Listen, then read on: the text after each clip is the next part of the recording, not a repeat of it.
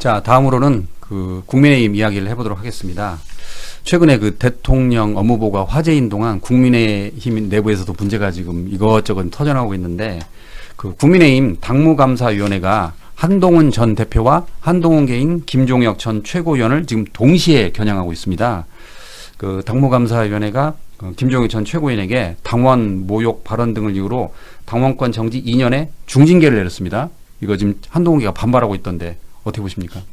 결국에는 클라이막스로 가고 있는 것 같아요. 사실 국민의힘이 비상계엄 탄핵을 맞으면서 그래도 비상계엄은 위법했다 하는 친한파가 있고, 아니 그래도 우리가 윤 어게인을 하고 뭉쳐야 똘똘 사는 건데 뭐 이러면서 계속해서 옹호하고 내가 거의 윤석열이다 정도의 지금 장동혁 대표가 얘기하고 있는 거 아니겠습니까? 예. 그러다 보니까 어떻게 보면은 같은 정말 동거를 할 수 없는 두 가지 색깔의 사람들이 한 당에 있으려다 보니까 얼마나 복잡하겠어요. 얼마나 믿겠어요.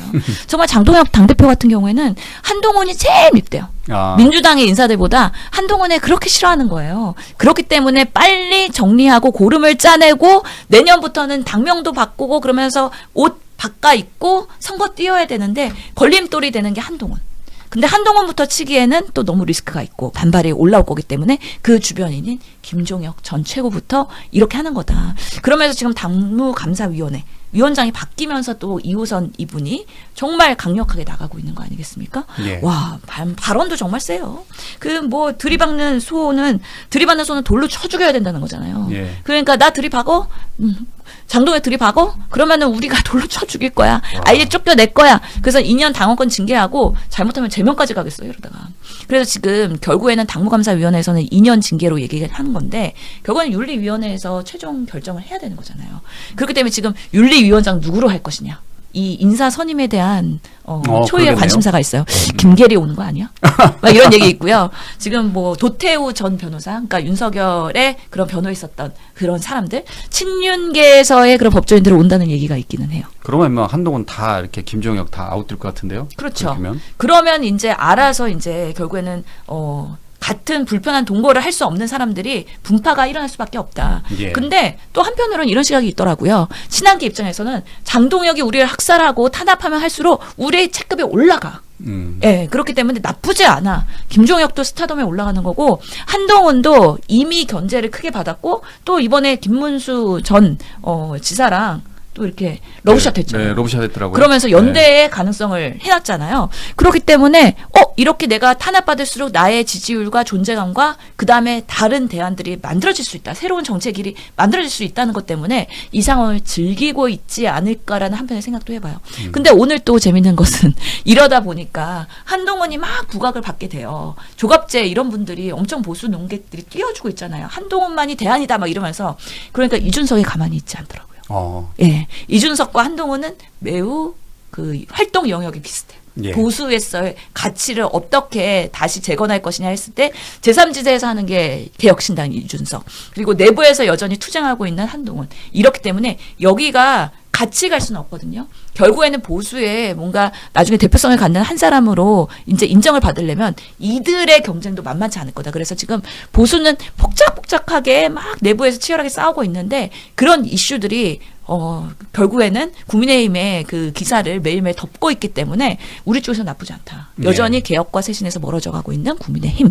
그래서 어떻게 될지 우리는 시간을 갖고 찬찬히 보면서 넷플릭스보다 더 재밌는 국민의힘의 여러 가지의 그런 하루하루의 기사를 보면 될 것 같다는 생각 듭니다. 그 장동혁 대표는 밖에 있는 적 50명보다 내부의 적 1명이 더 무섭다라고 말했습니다. 그러니까 결국 한동훈과 김종혁을 이렇게 겨냥한 거예요. 타겟팅한 거죠. 네. 사실 그래서 지금 방송도 가보면 국민의힘은 인증 패널이 있고 미인증 패널이 있잖아요. 미인증 패널. 그 미인증 패널들이 대부분 친한계예요. 예를 들어서 뭐 윤희석, 송영훈 이런 분들 방송 되게 많이 하시거든요. 예. 근데 보수 패널로 나오거든요. 그러니까 장동혁, 김민수 이런 지도부 입장에서는 아니 우리 보수 패널로서 우리 쪽을 두둔해줘야 되는데 오히려 장동혁을 비판해요. 얼마나 불편하겠어요. 그러니까 인증 패널들을 밀 수 있도록 인증을 해줬는데 방송에서는 그래 그럼 2대2 토론할 때 보수 패널 2명 중에 1명은 인증, 1명은 미인증 해갖고 오히려 미인증에 대한 포지셔닝이 더 공고해졌다. 그리고 이분들이 더 합리적인 발언들을 많이 하고 있긴 하거든요. 우리가 봤을 땐 보수가 걱정되니까 그런 부분에 있어서 여러 가지의 그런 탄압과 학살하고 있는데 잘 안 먹히고 있다라는 생각이 들고요. 또 한편으로는 그런 생각하는 것 같아요. 50명의 외부의 적보다 1명의 내부의 적이 더 크다. 이거는 당장 1월부터는 국민의힘이 이제 옷을 갈아입고 이제 우리 쇄신했어요 이 코스프레를 해야 되거든요. 그래야지 지지율이 올라가던 보수의 그런 여러 가지 그 지지자들이 아 그래도 국민의힘 한 번 더 기회 줘야 되지 않나? 이렇게 할 텐데 사실은 그럴 때마다 한동훈이 출몰해서 아니야 이거는 가짜 옷이야 가짜 타이틀이야 계속 직격하면은요 장동혁 체제에서는 우리가 쇄신한 코스프레에 대한 있는 그대로의 적나라함이 드러날 거기 때문에 계속해서 개혁하는 데 있어서의 브레이크를 걸게 결국에는 한동훈이라고 생각이 드는 거죠. 예. 그러니까 일말에 제거를 해야 되기 때문에 당원 게시판 논란도 계속 있는데 아마 이것조차 앞으로 12월 얼마 안 남았지만 빠르게 정리되지 않을까라고 생각을 하기 때문에 우리는 그냥 제3의 시각에서 보수가 제대로 재건되는 방식이 어떻게 되는 건지 그냥 너무 스트레스 받지 말고 지켜만 보면 될 노릇이다라고 생각을 합니다. 한동훈 전 대표 입장에서는 내심 내년 지방선거에 출마하고 싶을 텐데 현재로서는 쉽지 않아 보입니다. 그렇게 되면. 그렇죠. 지금 김종혁 전 최고가 2년 당원권 정지잖아요. 예. 그러면은 뭐 지선 이게 당협위원장 자리도 잃어버리는 거거든요. 그러니까 지방선거에서 시군구 그런 의원들 공천할 수 있는 권한 다 뺏기는 거예요. 그래서 거기는 딴 사람이 이제 가져가 버리는 거죠. 그러면 한동훈 전 대표 입장에서는 결국에는 본인이 원외에 있기 때문에 되게 서러웠잖아요. 비상계엄 그날도 본회의장 겨우 들어간 거잖아요. 민주당이 들어오고 겨우 들어갔죠. 예, 그래서 이게 배지를 안다면 얼마나 이 보이스의 파워가 실리지 않는지 한계를 직감했다는 거죠. 본인들이 친한계라고 하는 국회의원들도 다 비례해요. 그러다 보니까 이제 시한이 있는 그런 친한계이기 때문에 어떻게든 재건을 하면 내가 들어가서 공고하게 결국에는 보궐선거에서 배지 달고 다시 입성을 해야 되는데 그런 부분에 있어서 이제 난감해지는 거죠.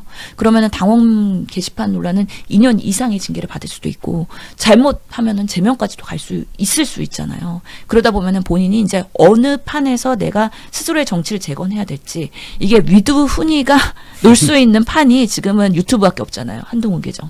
이거를 확장성 있게 해야 되는데 초조할 겁니다. 네, 그렇군요.